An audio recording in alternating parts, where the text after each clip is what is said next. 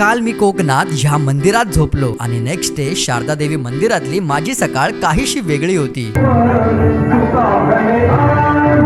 आता मंदिरापासून गावातला मेन रोड 2.5 किलोमीटर लांब होता आणि प्रॉब्लेम हा होता की लिफ्ट साठी मला एक पण गाडी दिसत नव्हती. आज मला काही पण करून 12 किलोमीटर लांब शिरंबे गावातल्या मल्लिकार्जुन मंदिरापर्यंत पोहोचायचं होतं. जेव्हा चालत चालत मी थकून जातो तेव्हा लिफ्ट साठी मी ट्राय करतो.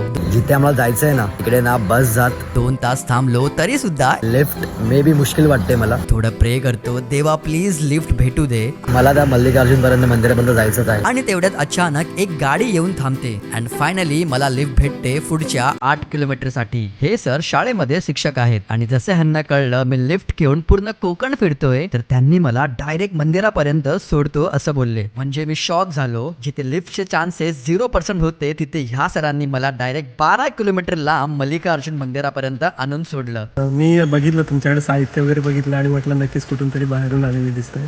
मी थांबत असतो असं कोण दिसलं तर. मला वेळ पण होता थोडा तर म्हटलं जाऊन तुम्हाला तिथं सोडावं.